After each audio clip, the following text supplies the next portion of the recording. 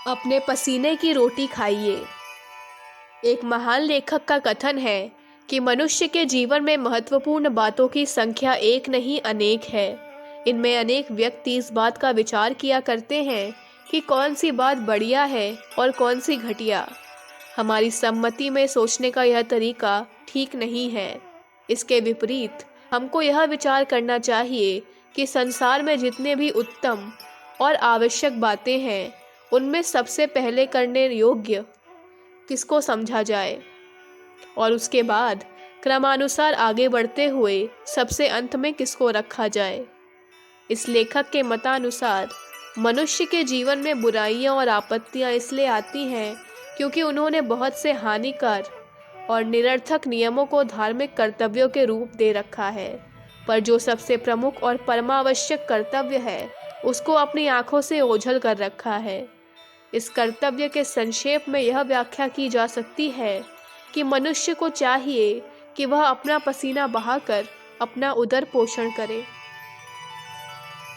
ऊपर से देखने पर तो यह नियम अत्यंत सरल जान पड़ता है, क्योंकि हम अपने जीवन में इसे प्रायः सुनते आए हैं। ईसाइयों की बाइबल तथा अन्य धर्म के ग्रंथों में भी इसका प्रतिपादन किया गया है। हम विचार करते हैं कि इसमें क्या नवीनता है।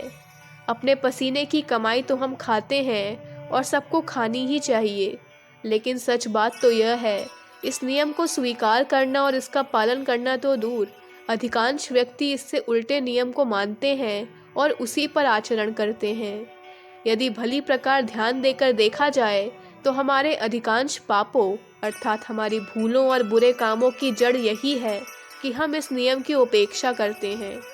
मनुष्य के लिए जितने कर्तव्य निश्चित किए गए हैं, उनमें सर्वप्रधान सर्वप्रथम निर्विकल्प, जिसके बदले में दूसरा कोई कर्तव्य बतलाया ना जा सकता हो, यही है कि मनुष्य अपने हाथों से अपनी रोटी कमाए। यहाँ रोटी के लिए मजदूरी से मतलब उन तमाम भारी तथा कर्कश कामों से है जो भूख और प्यास से होने वाली मृत्यु से बचने के लिए मनुष्य को करने पड़ते हैं। और रोटी शब्द से तात्पर्य अनाज, पानी, पेय पदार्थ, वस्त्र, मकान और ईंधन आदि जीवन धारण करने के समस्त अनिवार्य पदार्थों से है। इस संबंध में हमको यह बात अपने हृदय में जमा लेनी चाहिए कि जीवित रहने के लिए मनुष्य को परिश्रम करना आवश्यक है। इस नियम को हम लोग अब तक जीवन का सिर्फ एक अवश्यंभावी नियम मानते रहे हैं, लेकिन भविष्य में हमको इसे मनुष्य जीवन का एक लाभदायक नियम मान लेना चाहिए और इसका पालन करना प्रत्येक व्यक्ति के लिए अनिवार्य बना देना चाहिए। हम यहाँ तक कह सकते हैं कि यह नियम समाज का एक धार्मिक नियम बन जाना चाहिए। अगर हम इस नियम को स्वीकार करके एक वर्ष में 2 महीने भी रोटी के लिए मजदूरी कर लें, इससे बिना किसी प्रकार की हानि या कठिनाई के अपरिमित लाभ उठा सकते हैं। आरंभ में यह बात पाठकों को विचित्र अवश्य मालूम होगी कि सबकी समझ में आने लायक और इतने सरल साधन के द्वारा, जिसमें किसी प्रकार के कौशल अथवा पांडित्य की आवश्यकता नहीं, हम किस प्रकार मनुष्य जाति को असंख्य बुराइयों से बचा सकते हैं। लेकिन इससे भी विचित्र बात यह है कि हम लोग कितने अनाड़ी हैं कि हम अपने पास इतने स्पष्ट, सरल और दीर्घ काल से परिचित साधन के होते हुए भी उसकी उपेक्षा कर रहे हैं और अपनी बुराइयों की दवा नाना प्रकार की जटिलताओं, पांडित्य और कौशलपूर्ण बातों में खोजते फिरते हैं। समाज में प्रचलित बुराइयों को दूर करने के लिए आजकल हम जिन असंख्य उपायों को काम में ला रहे हैं, वे सब इसी प्रकार के उपाय हैं। हम रोग की जड़ को तो छूते तक नहीं और उसके पत्तों और डालियों के काटने में हमने अपनी सारी शक्ति लगा दी है। क्या इससे रोग का नाश हो सकता है? समाज के अंदर 2 प्रकार की बुराइयां होती हैं। एक तो हिंसा मूलक, जैसे किसी की हत्या कर डालना, किसी को फांसी पर लटका देना, कैद में डाल देना, लड़ाई में मार देना आदि। इनमें मनुष्य अपनी हिंसा प्रवृत्ति की प्रेरणा से पाप करता है।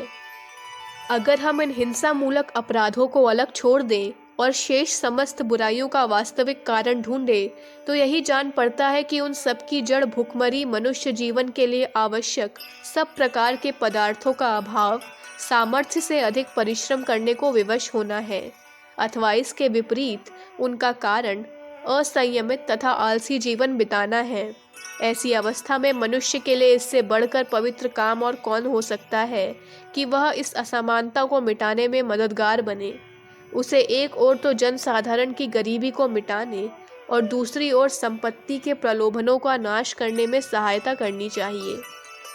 हमारी प्रचलित समाज व्यवस्था अत्यंत विचित्र है।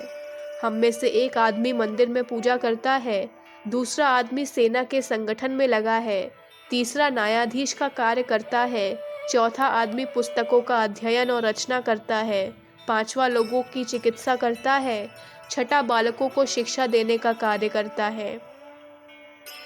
इन सब लोगों ने उपरोक्त कामों को करने का बहाना बनाकर रोटी के लिए मजदूरी करने के कर्तव्य को त्याग रखा है और उसे दूसरे लोगों पर लाद दिया है।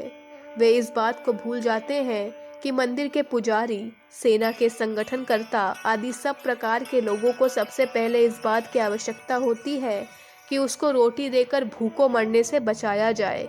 हम इस बात का ज़रा भी ख्याल नहीं करते कि मनुष्यों के असंख्यों प्रकार के कर्तव्यों में से कुछ का नंबर उनके महत्व और उपयोगिता की दृष्टि से पहले आता है और कुछ का बाद में।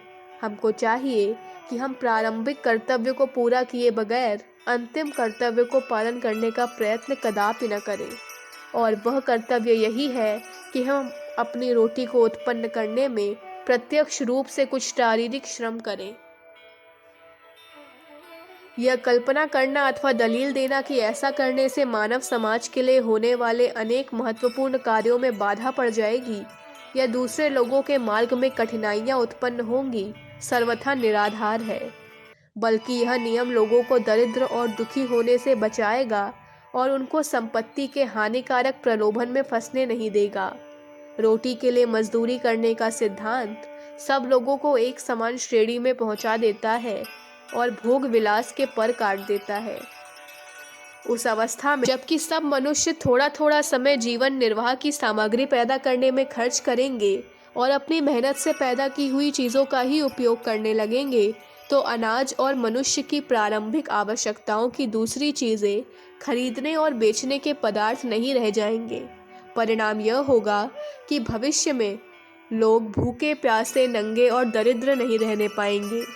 अगर किसी दैवी प्रकोप या अन्य दुर्भाग्यपूर्ण परिस्थिति के कारण कोई आदमी अपने और अपने परिवार के लिए पर्याप्त अन्न उत्पन्न ना कर सका, तो उसका कोई पड़ोसी जिसने अच्छी परिस्थितियों के कारण अधिक अन्न पैदा कर लिया है, उस आदमी के लिए आवश्यक अन्न की पूर्ति कर देगा। इस प्रकार जो अभाव आज मनुष्यों को अनैतिक उपायों का आश्रय लेने को विवश करता है, वह इस समय दूर हो जाएगा। अखंड ज्योति, जून 1957, पृष्ठ संख्या 17-18।